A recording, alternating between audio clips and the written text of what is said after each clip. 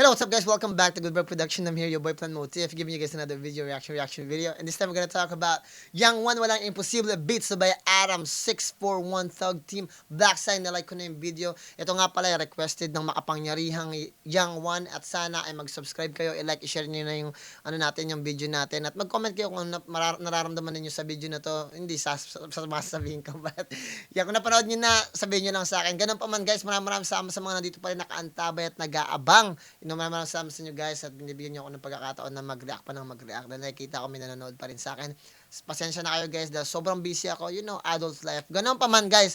Gawin na natin to para makarami tayo. Bigay ko lang yung pedigree ko. I'm a music producer here in California. I'm an audio engineer. At the same time, I'm a master therapist. I'm an master practitioner. Gawin natin guys para makarami tayo. Young One, Walang Imposible beats by Adam 641 Thug Team of Black Sign. Let's get it.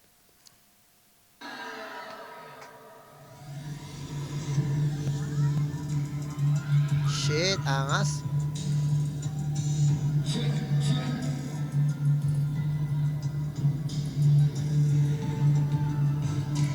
Woo! Young One? Damn.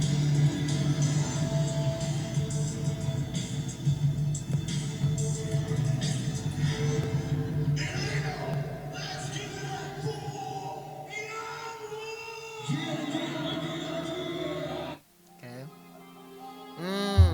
So, ginamit niya yung video bilang intro ng, parang music video, ginamit niya music video.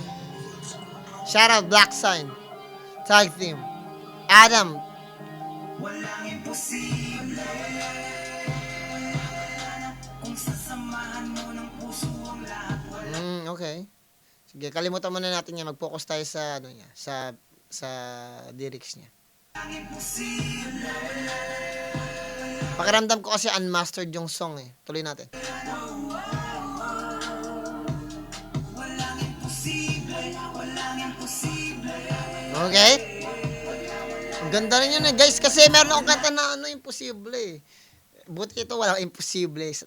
Man. Kasi almost. Kasi may kanta akong imposible eh. Nauna tayo ni Young One. Tama muna tayo dyan. Ito pala, tama. Sorry. Ganun pa man guys, ay meron kasi akong kanta na imposible. Pero yung kay Young One, walang imposible. Almost tikit na rin. Konti lang naman. Tuloy natin guys. Maganda yung hooks, very catchy. Naririnig ko si Young One, imagine ko siya, wala. Woo! Damn! Makapagpigil hindi ngayon ah. Yung bigla siyang nag-cut off doon. Malakas din yun. Kalang. Woo!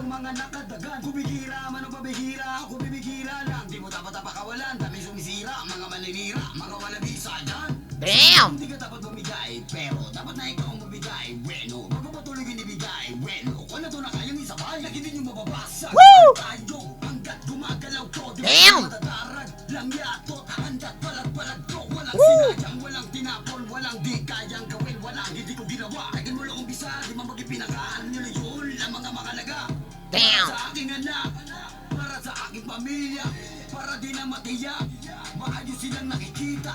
Pero di basta kumilos, di sumabay to sa agos. Makalaga ayaw at matatag na kangari mo na makaahon. Huwag mong masadamakin, huwag mong madadaliin, huwag mo rin sasamain, bubunga rin ang tinanem mo sa chacho na yan. Woo!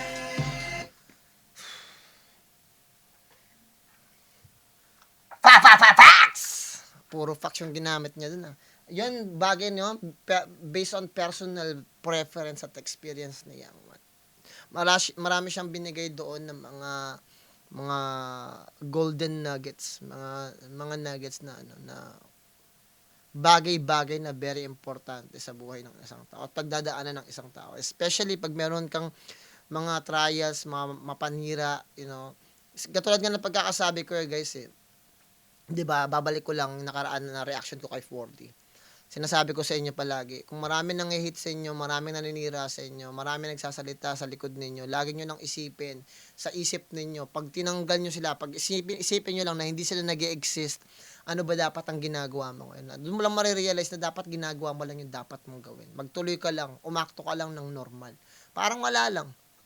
Kasi at the end of the day, hindi naman yung salita nila yung nakakasakit sa'yo, kundi yung nararamdaman mo doon sa sinasabi nila. Kasi, 'di ba, binibigyan mo sila ng kapangyarihan para masaktan ka dun sa sinasabi nila. And forget about it, you know. At the end of the day, you know, hindi mo naman kailangan kilalanin yung sarili mo, ang kailangan mo lang mag-focus kung ano yung dapat mong gawin, 'di ba? Hindi ngayon yung isipin mo. Hindi yung ngayon yung hinihingi mo, yung dapat mong masunod. Yung sa future, yung hinihingi ng future mo. May hinihingi kasi ang future mo eh. Yung future mo gusto maging successful ka.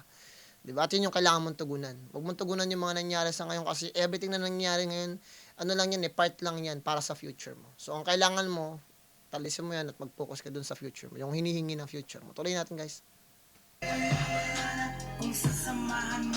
You know, especially sa mga tao na, you know, merong responsibilities, you gotta do what you gotta do.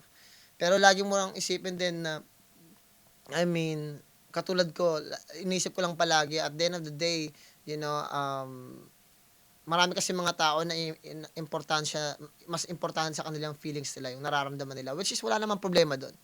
Pero, kailangan mo rin isipin, yung feelings mo ba ngayon, o yung in a long run. 'Di ba? Yung mangyayari sa hinaharap, o yung feelings mo ngayon yung mas importante. Kasi may hirapan ka nga naman talaga ngayon. May hirapan ka ngayon. Pero pipiliin mo ba na mahirapan na ngayon pero magiging successful ka in 1-3 years? O easy life ko ngayon pero may hirapan ka 2 and 3 years? 'Di ba? Kasi guys, wala naman ako rin mapagmamalaki guys eh. Katulad ng mga past na explanation ko sa inyo kung pinapanood nyo talaga yung video ko guys. 3 years ago, nag-start ako ulit mag-react dahil ni-request. 'Di ba? Maraming sinabi ko sa inyo, lahat kung babalikan ninyo, lahat ng mga sinabi ko, wala akong tinago sa inyo, guys. Lahat tungkol sa buhay ko, sinabi ko sa inyo na ganun talaga eh. Especially ang mahirap ang buhay. 'Di ba? Lalo na pag nag-iisa ka lang katulad ko dito sa Amerika, you know, pag mag-isa ka lang napakahirap. Especially pag meron ka ng mas maganda nga na meron kang responsibility, may responsibilidad ka kasi mas nagpo-focus ka doon. May gusto ka, meron kang gasolina, meron kang gasolina para gawin yung mga bagay para maging successful ka pa at meron kang marating kasi meron ka ng pinag-aalayan. Yung mga katulad ko, yung iba na single, wala silang pinag-aalayan, hindi nila alam saan pupunta yung pera nila eh. 'Di ba? Invest dito, invest diyan, gastos dito, gastos diyan. Ako guys, masinop talaga ako eh. Masinop talaga ako. I'd rather na matulog sa kotse. You know, for 3 years. Ako nga guys, nagbabayad ako ng kwarto sa kung saan ako natutulog. Nagbabayad pa ako dito ng storage. Nagbabayad pa ako ng studio dito guys. To the point na, you know what, I feel like I'm spending too much money. Nagbabayad pa ako ng gas, matakaw pa ako. 'Di ba? Ang dami kong pinagkaagastosan to the point na ba't ko pa kailangan ng tutulugan? Hindi naman ako natutulog. 'Di ba? I'd rather spend money here na halos na umiidlip-idlip lang ako. Dito na lang ako, 'di ba? Kakain ko pa, babayad mo pa ng bigas. It's useless. Tanggalin mo yung mga bagay na hindi mo naman talaga pinapakinabangan, 'di ba? 'Di ba? Yun ang mag-focus ka lang sa pinakikinabangan mo, mag-stick ka lang doon. Hindi mo naman kailangan mag-spend para may masabi ka lang. 'Di ba? Wala, 'di ba? Isipin mo palagi yung comfort mo. Yung comfort mo tapos mag-function ka ng maayos. Yun lang yun. Maging practical ka. Yung karamihan ng mga tao parang akala mo kinataas na nila yung alam ba? Pakialam ninyo, 'di ba? Kung sa tingin mo mas ahead ka sa akin, patunayan mo muna sa ang aspeto ka ahead, 'di ba? Anong aspeto ba yung ahead sa iyo? Bago ka mag-isip, bago ka manlait ng tao, bago ka nila pagsalitaan ka mo, lagay mo sa isip mo palagi, ano bang kina-ahead nyo sa akin? Ano bang kinalamang nyo sa akin, 'di ba? Yung experience ko, di nyo ma-experience 'yun, 'di ba?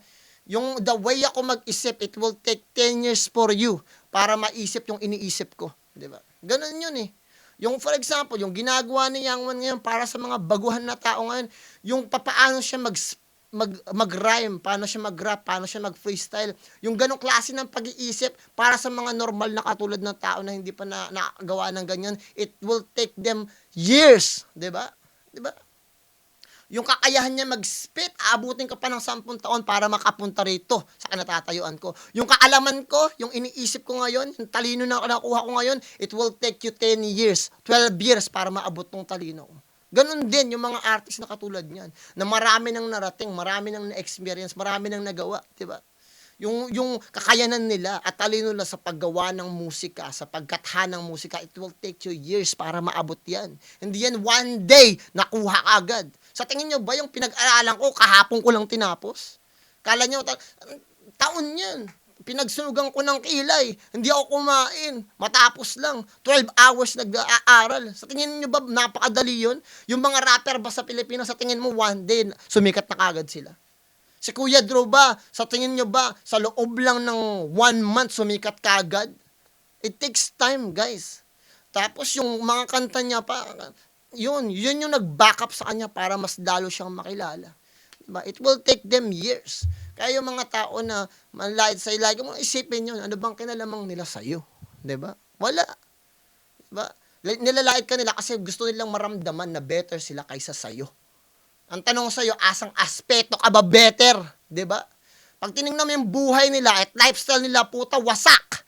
Wala nang kailangan pang patunayan. Kasi at the end of the day, my background is still more solid than 100 guys in this world. Diba?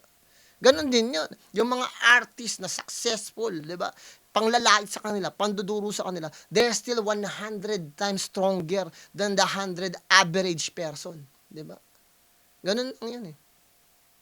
Tuloy natin, guys.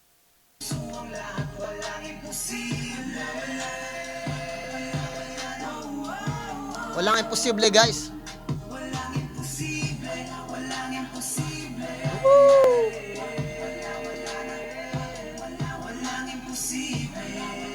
Yang one, man. Performance level, bro. Di na sa dilim, di na sa malago nagmula ang umpisa kung paano ko ito nagawa. Kung paano pinanalo ang lahat at tinarap na mag-isa kahit sa puto di na makakawala. Hanggang Woo! sa lahat ng makakaya, mas malakas pa nung una. Hanggang sa huli, handang patunayan hanggat kayang kaya. Kung napasan ng mga di ko pa nasubukan pasukan at malusutan ng dangitayaan nakatya. Wow, big props dun. Facts lahat yun. Kasi guys, tandaan ninyo, kung ginagawa nyo palagi yung ginagawa nyo ngayon, huwag kayong mag-expect ng kakaibang resulta. Kailangan mong magbago ng gagawin para magkaroon kayo ng panibagong resulta. Pag nakita nyo na naghihirap pa rin kayo hanggang ngayon, then maybe you have to change your lifestyle. Baguhin mo yung decision mo, baguhin mo yung resulta, at merong risk. Huwag kayong matakot sa risk kasi sa lahat ng bagay, kailangan mo talagang mag-take ng risk. Diba? Kung gusto mo talagang maging successful. Diba? Marami talaga may mga buhay na nagbabago dahil nag-take sila ng risk. Ganun talaga. Kasi hindi naman lahat ng tao talaga may kakayahang yumaman eh. Naman biglaan. Hindi ng lahat ng tao sinuswerte. Minsan kailangan mo talagang tumaya. Pati pato itaya mo. Kasi baka malay mo, di ba? Di ko naman sinasabi na pwede kang manalo sa loto, pwede kang yumaman, but sometimes lumaban ka na parang sa tingin mo, panalo ka dito. You know, o kailangan mo maghanap ng tao na pagkakatiwalaan mo na sana yung bagay na yun. Kasi meron din talaga eh, na pag nag-risk ka talaga, makakuha mo yung bagay na gusto mo talaga. Kaya nga ako, kung makikita ninyo guys, I'm taking a risk. I mean, you know, ganun talaga eh. Taking a risk. You know, mag-take ka ng risk kahit saan. Nag-invest ako sa Ethereum. Bagsak ka ng 2,000. Boom, $2,000 dyan. Magke-create ka ng 22,000, 25,000. In 3 months, babagsak rin pa lang. Matitira sa'yo 500. Eh di sayang. Yung $1,500 mo, wala. Wala na. Eh di withdraw mo na. Oh. Talo nga ako. Dapat 22,000 sa akin na yun. Eh wala eh. Napabayaan natin. Oh. Pero hindi ako nagmumukmuk. Hindi ako na, sometimes talaga ganun eh. Diba? Kasi ang pera nababawi yan eh. Nakukuha ulit yan eh. Diba? Ang science ng pera, napakadali lang eh. Science, ito yung tao, dalawang tao yan. Itong tao na to, aabutan ka ng pera. Yun lang yung science dun eh. Hindi ka makapag-create ng pera.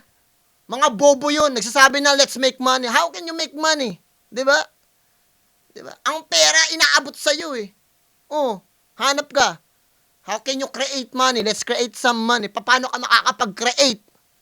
Diba? Ang pera, science, eh yan, isang tao dito, isang tao dito. Yung tao na to, aabutan ka ng pera, cheque, iaabot sa'yo, bibigay sa'yo.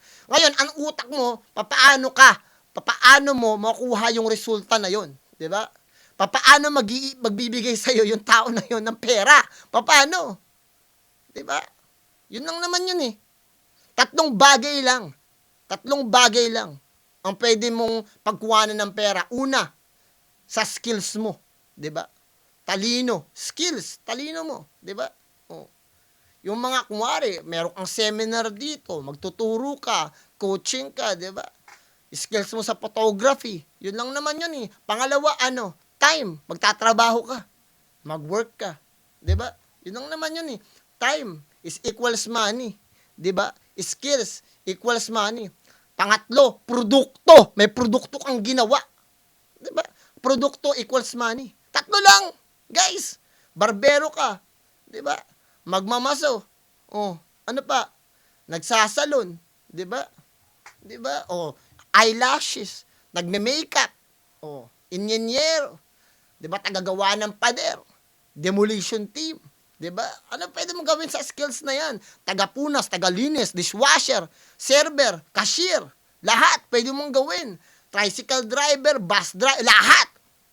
Skills, talino, kailangan mo yan eh. O, di ba? O, yung sinasabi mo, pagtuturo din. O, kasama mo yan. O, ngayon, paano yung pangalawa? O, oras. Magtrabaho ka. Kumpanya, corporate. Time. Nagbibigay ka ng oras, 8 hours a day. O, di ba? O, pangatlo, produkto, may product ka. O, yun lang yun. Yun lang yung para nagkaroon ka ng pera. Tatlong bagay lang yung kailangan mo. Ay, naaalamin mo ngayon paano. Yung paggawa mo ng musika, tatlo na yan eh. CEO ka na yan eh. Bakit? Kasi talino. Susulat ka. Skills yun, pagsusulat. Diba? Nagsusulat ka, skills yun eh. Magsusulat ka. Gagawa ka ng lyrics. Oh. Tapos ngayon, ang mangyayari, i-mix mo. Magkakaroon ka ng diba? Oras, puhunan. Magagaganyan ka. Oh. 'Di ba? Kasama ng oras doon. Pagkatapos ng oras na 'yon, isi-CD mo. May produkto ka pa. O 'di ba tatlong bagay yung ginawa mo? No wonder karamihan ng mga artist bagsak. 'Di ba? Pulube, walang pera. Ganun talaga eh. Ganun yung art form na to sa music industry. Hindi lahat pinapalad.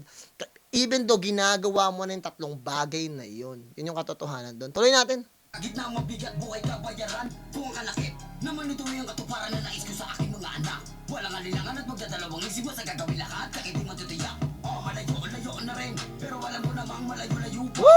Iba't iba pating pero ako'y lamang nabuhay sa lupa. Sa dami ng aneng madulas din yung nakuha.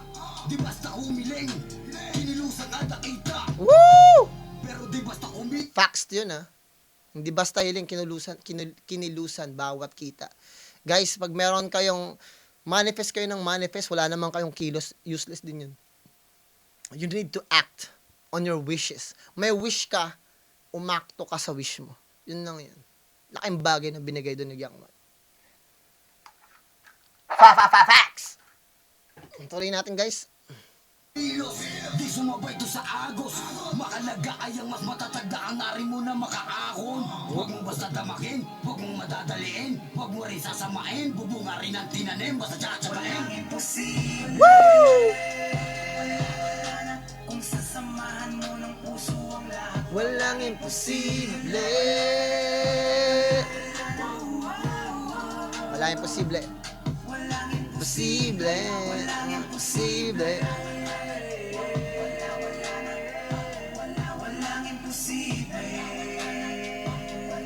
Young One, bro. Shoutout sa Iloilo.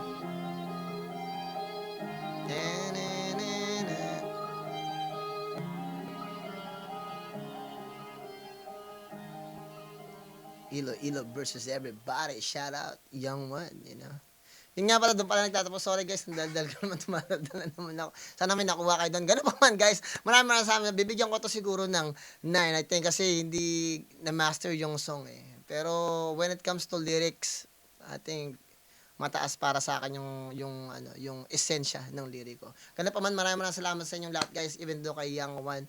Maganda sana din yung yung video Sana kung tinagpi-tagpi niya tapos ginawa niya talagang mas ma-appreciate ko palalo yun Kasi ang ganda ng pag-agawa minadali lang ito ni Young One siguro. Excited kasi siya siguro. Na-excite ako yung post na to. Ganun pa man, na-appreciate ko pa rin kasi binigyan tayo, di ba? Merong produkto. Sinasabi ko nga, naglaan ng oras, nilagyan ng pag-iisip, may skills, tapos may produkto siyang nilabas. Yun, meron tayong nakuha doon. Ganun pa man guys, huwag nyo kalimutan mag-like, mag-subscribe kay Young One. Kita nyo naman dyan Young One TV. Pasukin nyo lang guys. Hindi nyo naman kailangan pang hanapin yung link Huwag kayong tamad. Basta hanapin nyo lang Young One TV. Para makadagdag yun kasi yung algorithm ng YouTube, nakikita nila kung ano yung tinatype mo. Pag nakikita nila yung tinatype mo, ibig sabihin, laging hinahanap si Young One. Then, mapupunta agad si Young One sa top. Ganun pa man guys, maraming salamat sa inyo guys. Galingan nyo sa lahat ng bagay na gusto nyo gawin sa buhay nyo, makapamilya nyo, makaibigan nyo, mga tao na kapaligid sa inyo, katigid sa lahat guys. Magdasal kayo palagi. Plan motive nga pala ng Good Vibe Pro, ingat kayong lahat dyan. Peace out.